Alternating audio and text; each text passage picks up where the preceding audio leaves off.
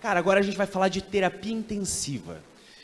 Quem vai falar sobre terapia intensiva é um cara que é doutorando em ciências pneumológicas pela UFRGS, direção técnica e administrativa do Time Pulmocardio Fisioterapia, coordenador técnico científico do Serviço de Fisioterapia do Hospital Esperança de Recife e coordenador do Serviço de Fisioterapia da UTI Geral do Hospital Agamenon Magalhães.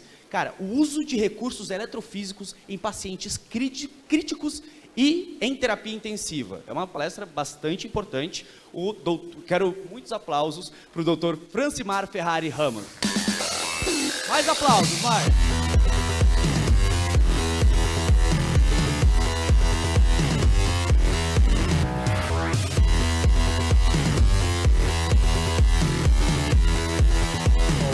Bom dia.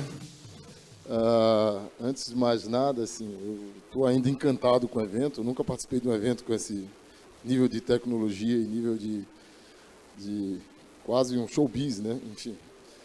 E é realmente um showbiz, porque aqueles caras ali, eu sou seguidores da grande maioria. Eu sempre fui da fisioterapia cardiopulmonar e terapia intensiva, e me apaixonei para o uso da eletroestimulação uns 10 anos atrás, para utilizar isso em pacientes restrito ao leito, na terapia intensiva. E passei a estudar um pouco mais a eletroestimulação e sigo alguns dos que estão ali. Então, eu sou o mais inocente de todos aqui, tá, gente? A gente vai falar um pouquinho dessa experiência que eu conheci no doutorado da eletroestimulação de corpo inteiro. E eu acho que eu tenho uma missão, estava falando com o professor Durigan ali. Eu quero parabenizar o professor Anderson, a Flávia, a todos do CREFITO 4, por fazer um evento como esse e que desperta no fisioterapeuta a busca por entender melhor os seus recursos terapêuticos. E a eletroestimulação de corpo inteiro é algo que tem sido incorporado por outros profissionais, e a gente não tem se envolvido com isso, isso é preocupante. Eu acho até que é isso que eu quero defender. É um recurso muito mais de reabilitação, que se aplica perfeitamente na interface da reabilitação cardiopulmonar do que o que está sendo proposto aí no mercado. Vamos ver se eu consigo não me atrapalhar. Bem, então a eletroestimulação é algo que já foi dito aqui. Eu posso usar correntes neurosensitivas para analgesia, correntes excitomotoras para melhorar e recuperar a função neuromuscular, mas pouco se fala da eletroestimulação com a proposta de melhorar as funções do sistema endócrino, cardiovascular e respiratório. E é engraçado que a gente vai mostrar para vocês que a evidência da eletroestimulação no paciente cardiopata grave, pneumopata grave, é bastante consistente, né? Sobre a eletroestimulação de corpo inteiro, o que é que muda isso? O que é que muda o conceito do que é fazer a eletroestimulação de corpo inteiro em relação à eletroestimulação local? A grande diferença está justamente na interface. A gente vai mostrar que o tipo de corrente é a mesma que a gente usa usualmente, sendo que é conhecido hoje como um treco que serve para treinar as celebridades, né? E o dispositivo termina sendo subutilizado. A eletroestimulação de corpo inteiro ela começou a ser utilizada, a lógica para a prevenção de sarcopenia em idosos, e depois passou a ser amplamente utilizada como um recurso suplementar ao treinamento de atletas de alto rendimento, né? Melhorando a velocidade de contração, a potência muscular, e isso ajudou a melhorar a performance nesses atletas em habilidades de salto, de corrida, de sprint, enfim. Entrou no mundo estético, ou no mundo fitness, como um recurso que promete ganhar massa magra, tonificar a musculatura e, ao mesmo tempo, reduzir medidas. Eu até acredito que isso é realmente uma estratégia que pode ser utilizada como um mecanismo suplementar para melhorar a tonificação muscular. Mas a nossa defesa aqui é o uso da eletroestimulação de corpo inteiro como interface para a reabilitação cardiopulmonar e metabólica. Qual é a corrente que a gente tem nesse dispositivo? Aquela corrente polarizada que já foi dita aqui, de baixa frequência, a corrente pulsada, polarizada, com pulsos simétricos, onde você tem 10 canais e você pode entregar essas correntes, esse estímulo, um range de frequência de pulso que vai de 2 pulsos por segundo até 150 pulsos por segundo, e uma largura de pulso que vai de 50 microsegundos até 400 microsegundos. E isso te permite, então, um range que possibilita uma estimulação neurosensitiva até uma estimulação excitomotora. É claro que existe aí uma limitação da questão de que existem parâmetros de clonaxia esperados para cada grupo muscular. O que muda é a interface. Você vai ter um colete onde você tem eletrodos grandes, o que vai permitir maior conforto para a eletroestimulação. O indivíduo coloca uma roupa interna e você vai eletroestimular abdômen, peitoral, quadrado lombar, grande dorsal, enfim, a musculatura posterior das costas, glúteo e os eletrodos em cinta, que são colocados no membro superior e membro inferior. Esses eletrodos, em 360 graus, eles permitem estimular a musculatura agonista, antagonista e sinergista ao mesmo tempo. Então, você vai ter uma contração de todos os grupos musculares e o córtex é que vai direcionar o movimento que vai ser feito. E aí tem que se ter aquele cuidado que já foi dito, sobretudo se você trabalha muito, dá muito ênfase ao trabalho excêntrico. Imagina a musculatura tetanizada pelo estímulo elétrico e você alongando esse músculo enquanto ele está tetanizado. Então, você vai romper fibras e isso vai aumentar a CPK e o risco de rabdomiólise é frequente. Embora epidemiologicamente falando, uma revisão recente falou sobre esses riscos e a média de idade dos indivíduos que fizeram esses eventos eram indivíduos de 35 anos, indivíduos jovens que tinham boa massa muscular e, na verdade, entraram naquela lógica de quem usou o dispositivo veio na lógica de que o mais é mais e o mais não é mais quando a gente fala de eletroestimulação. A questão desse risco está muito relacionada à dosificação do equipamento. Vamos lá. Então, o que esse equipamento permite? Permite que você possa realizar movimentos dinâmicos durante a eletroestimulação. Lembrando que se você estiver usando uma corrente tetanizante acima da frequência de fusão, quanto maior a frequência de pulso, maior a tetanização no músculo, quanto maior o número de repetições que você faz, maior vai ser o esgarçamento muscular. Então, isso é que você tem que tomar cuidado, tá? Mas você pode fazer um treino funcional, você pode fazer até posturas de RPG, você pode associar exercícios aeróbicos, enfim. E o entendimento é que você pode usar esse recurso para otimizar os resultados. Quando a gente fala de contração muscular induzida pelo estímulo elétrico, a gente pode pensar que eu posso fazer uma contração passiva, onde o indivíduo não participa da atividade muscular, eu posso fazer combinado, uma hora eu contraio o músculo por estímulo elétrico, outra hora eu faço uma contração voluntária. Eu posso fazer superimposta, quando a gente faz a contração muscular voluntária ao mesmo tempo que o estímulo elétrico está entrando, e mais recentemente vem se falando muito no treino híbrido, que é quando você usa a musculatura antagonista para resistir o movimento que o músculo agonista que está fazendo o movimento. Ao mesmo tempo que eu estou resistindo o movimento pela contração tetanizada do músculo antagonista, esse músculo antagonista, ao resistir esse movimento, ele está tendo uma contração tetanizada, induzida pelo estímulo elétrico, enquanto está sendo alongado. Então, é aquela coisa que a gente falou de enfatizar a fase excêntrica. E quando a gente fala de eletroestimulação de corpo inteiro, na verdade, eu posso fazer todos esses conceitos, esse leque de possibilidades num treino só. O professor Durigan certamente vai aprofundar isso aí. Existe muita controvérsia em relação o quanto a eletroestimulação pode aumentar torque, pode potencializar e melhorar a resposta neuromuscular quando associado a uma contração muscular voluntária. Isso está relacionado à capacidade desse indivíduo de suportar a dor, o tipo de corrente que se vai fazer. Mas o fato é que quando a gente fala dessa interface, a gente consegue dar densidades de correntes maiores com menor desconforto. E esses trabalhos não consideraram isso.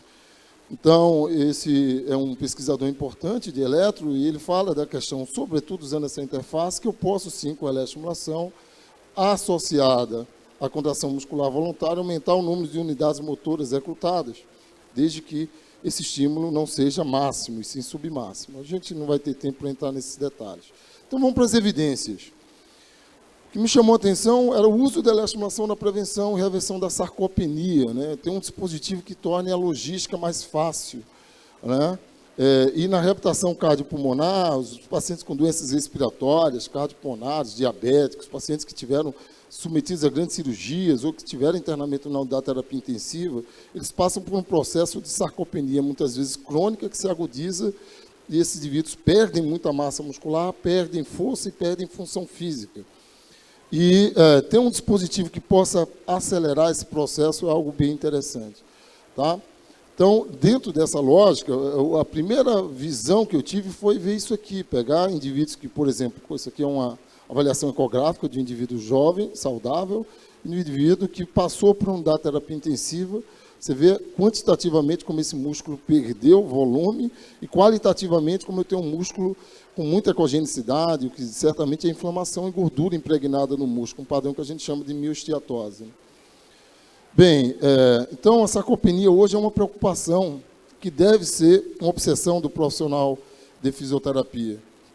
A população está envelhecendo, essas doenças crônicas degenerativas são cada vez mais frequentes e quando o indivíduo ele perde força, perde massa, e isso impacta na função física dele, as intervenções mais adequadas hoje, a única intervenção que efetivamente a gente sabe que funciona, independente, embora a terapia nutricional também ajuda, é justamente o exercício resistido. Tá? E aí, quando a gente faz uma revisão na literatura sobre o que se fala sobre eletroestimulação como método para treino resistido, a gente vê que a recomendação da eletro já é algo consistente, né? Já traz alguma ideia bastante promissora. E estudos, revistas de gerontologia, por exemplo.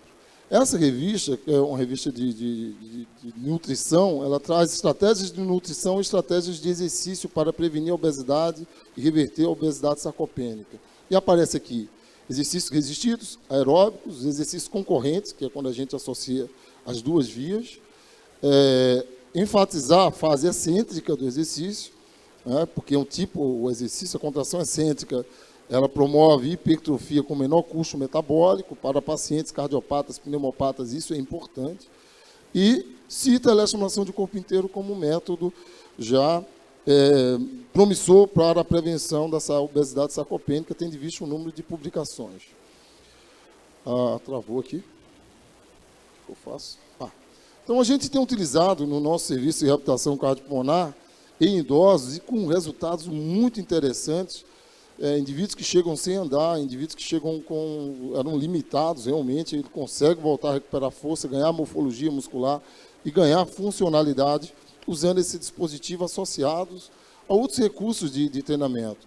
Contração oxotônica com elástico, contração resistida, ou, por exemplo, colocar um indivíduo num cicloergômetro, onde eu posso, a um nível de intensidade baixa, quando associado à eletroestimulação, levar esse indivíduo a um limiar de custo metabólico mais alto.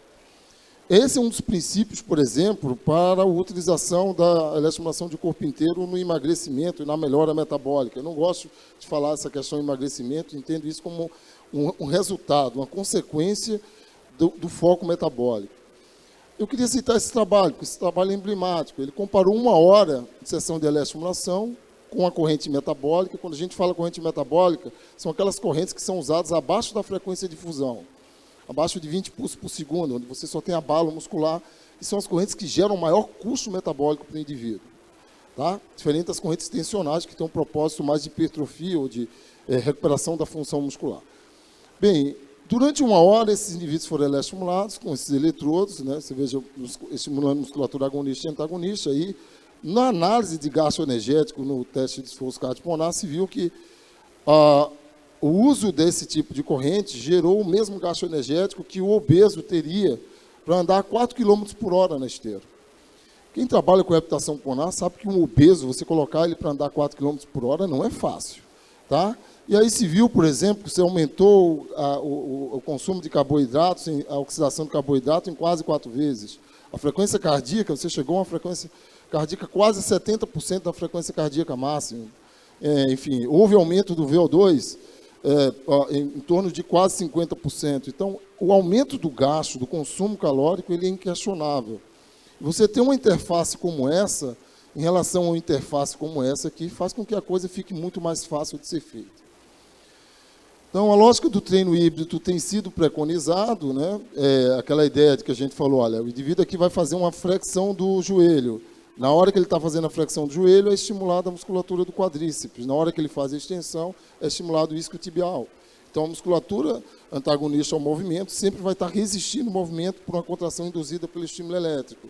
Quando você associa isso a exercícios dinâmicos, esse trabalho mostrou que, para a mesma vantagem, a mesma carga na cicloergometria, houve um aumento em torno de 21% do gasto energético. Então, você pode potencializar o gasto energético quando você associa a eletroestimulação ao exercício. Bem, esse é um estudo que fez um treino convencional de eletroestimulação de corpo inteiro, de 20 minutos, de fortalecimento, e o gasto energético foi de 486 quilocalorias. O detalhe é que nas 72 horas seguintes, na análise de calorimetria, o indivíduo teve quase o mesmo gasto energético que ele teve durante o treino. Então, isso mostra o porquê que, assim, realmente é um exercício de alta intensidade, e isso é inquestionável, e a gente precisa se apoderar um pouco disso. Alguns estudos que a gente está fazendo, a gente tem verificado isso apenas com a corrente metabólica, o indivíduo em condição estática. Bem, tem uma professora, uma grande amiga, a professora Aldi Borg, e eu sou seguidor dela, ela foi a primeira fisioterapeuta a ter a visão de estudar isso. Então, ela está fazendo um trabalho com obesos, pós-operatório de cirurgia bariátrica e ela está eletroestimulando os pacientes. A grande vantagem da eletroestimulação de corpo inteiro é que o que é recomendado para a cirurgia bariátrica é começar exercícios 30 dias após a cirurgia. E ela começou na primeira semana após a cirurgia.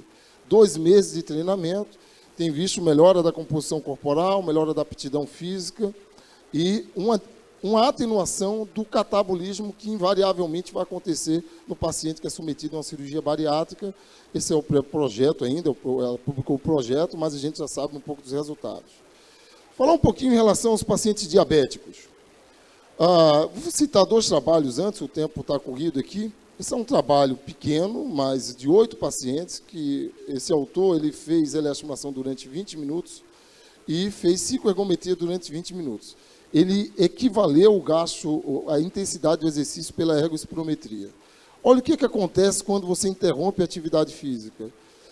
No exercício convencional, a captação de glicose, a taxa de captação de glicose cai rapidamente, enquanto com a eletroestimulação, essa taxa de captação de glicose ela se manteve uns 90 minutos após o exercício. Uma outra coisa importante é que o aumento do lactato ele é considerável quando você faz a eletroestimulação.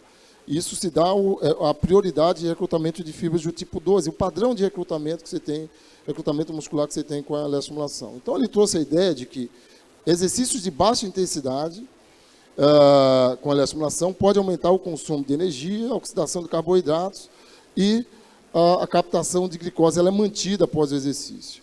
Estudos posteriores mostram que existe uma especificidade e um melhor resultado nessa questão do eletro justamente nos pacientes que têm resistência à insulina. Tá? Então, naqueles pacientes que têm resistência à insulina, são os que melhores respondem ao uso da eletroestimulação.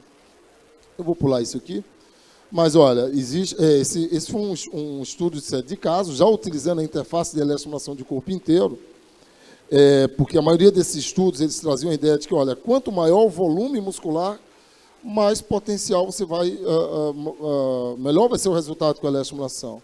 Nesse estudo, eles viram que houve um aumento de 8,6%, né, 8,1% no VO2 máximo, e houve uma diminuição da glicemia pós-prandial e uma diminuição da hemoglobina glicada, com 2 sessões semanais durante 6 semanas.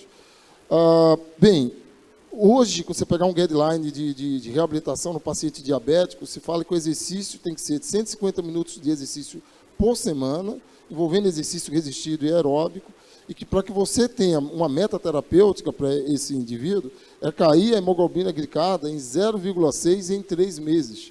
A gente vê uma queda 0,5 em 2 meses, né? Bem, então eles propõem a eletroestimulação de corpo inteiro como um recurso para melhorar o metabolismo do diabético. E além disso tudo que a gente falou, de melhorar a composição corpórea, os estudos aqui demonstram esses resultados, há uma possibilidade também da melhora da qualidade de vida e diminuição da dor neuropática, que já foi dita pela professora Josi.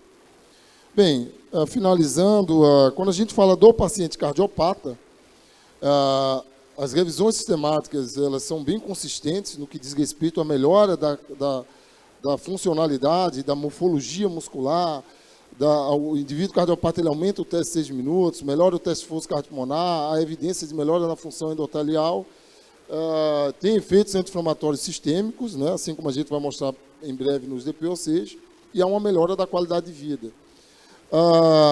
Eu trouxe 2 estudos mais recentes que mostram, só para dar uma importância epidemiológica do uso desse recurso, após o internamento em pacientes com insuficiência cardíaca congestiva grave, 6 semanas de treinamento com eletroestimulação foi capaz de diminuir a chance de reinternação em mais de 50% em pacientes cardiopatas graves. E esse estudo é um estudo que eu trouxe só porque chama atenção o número de pacientes após 6 semanas de treinamento com eletroestimulação local, o que você consegue, por exemplo, aqui a classificação da New York Heart Association, que é a classificação 4, aquele paciente que tem pior funcionalidade, pior prognóstico, né, um paciente que tem dispneia de repouso. Após 6 semanas, no grupo que foi eletroestimulado, você tirou todos os pacientes que estavam na classificação 4 e migrou esses pacientes para a classificação 3 e 2. Ou seja, além da melhora no teste de caminhada de 6 minutos, além da evidência da liberação de células progenitoras, da melhora da função endotelial, você tem uma melhora da funcionalidade muito clara. Bem, então, a gente tem visto isso no dia a dia. Hoje, a eletroestimulação ela é proposta como recurso para aquele paciente cardiopata grave, pneumopata grave, que não tem reserva cardiorrespiratória para fazer o exercício dinâmico, porque ele vai sobrecarregar o coração e vai entrar em IVE, e o paciente pneumopata, pela limitação ventilatória, ele não consegue fazer o exercício. A eletroestimulação pode ser usada para melhorar essa condição neuromusculoesquelética periférica e trazendo impacto na funcionalidade, mas sem gerar o estresse cardiorrespiratório comum do treino convencional. Então, esse foi o primeiro estudo que comparou a eletroestimulação de corpo inteiro com a eletroestimulação local. E vejam só, ele comparou um grupo placebo, um grupo de eletroestimulação local e um grupo de eletroestimulação de corpo inteiro. O que eles viram? Que houve um aumento bem mais significativo, né? Aqui eu vou tentar ver aqui, 28% no grupo que usou eletroestimulação estendida, no caso de corpo inteiro, e a melhora da função ventricular esquerda só aconteceu de forma significativa no grupo que usou eletroestimulação de corpo inteiro. Então, esse dispositivo aparece como uma alternativa para esses indivíduos, tá? E no pneumopata, a lógica é mais ou menos a mesma, a diferença do cardiopata que a gente usa correntes metabólicas, em frequência de pulso em torno de 10 a no máximo 20 pulsos por segundo, enquanto que no DPOC a ideia é de tetanizar esse músculo e usar um estímulo o mais visando hipertrofia com a maior intensidade possível. A evidência ainda é maior do que no cardiopata, em termos de melhora da funcionalidade, da força muscular periférica e qualidade de vida, e diminuição, melhora da qualidade de vida no domínio de dispneia. E estava conversando com o professor Durigan, a gente está agora publicando um projeto, entrando com um projeto no Comitê de Ética para fazer o primeiro ensaio clínico com eletroestimulação de corpo inteiro em pacientes com DPOC, que ainda não se tem. Então, a gente já sabe que com a eletroestimulação local os resultados são bem interessantes e que essa interface de aplicação para o corpo inteiro, certamente, a gente já vê na prática clínica, a gente acredita que vai dar resultados bem interessantes. E a mensagem que eu queria dar é que o fisioterapeuta se envolva mais com isso. Eu tenho me assustado porque quem está fazendo isso é só educador físico. E eles começaram com essa ideia do público fitness, estão vendo que o resultado não é lá grande coisa, e aí aparece o pneumopata, o cardiopata, e aí eles estão começando a usar nessa população e com a ideia de reabilitação. E a gente precisa se envolver mais com essa tecnologia. Obrigado pela oportunidade, valeu. Tudo bom? Doutor, muito obrigado por compartilhar essas informações. Sabe o que eu queria saber? Como que você falou que você é Juninho assim, cara, na hora que você entrou? Eu sou Juninho, cara. Que isso, cara? Uma salva de palmas pra esse cara. Mas... Pô, é legal ver... Eu queria relatar que eu comentei isso com a Flávia, minha expectativa, eu sou um cara da terapia intensiva e da cardiopulmonar, então eu me envolvi com a eletroestimulação há pouco tempo. E eu tinha uma expectativa, eu já fui para muito evento esse ano, mas um dos que eu tinha mais expectativa era esse, justamente pela questão dos palestrantes, né, de ver quem estava aqui vendo, eu sou seguidor deles, né, E quando cheguei aqui, vi esse evento que eu fiquei encantado. Parabéns ao Crefito 4. Tá atendendo a expectativa? Está suprimindo a expectativa. Aí né? sim, uma salva de palmas Suplantando, então. aliás. Supletando, suprimindo, superando. Suprimindo ficou mal.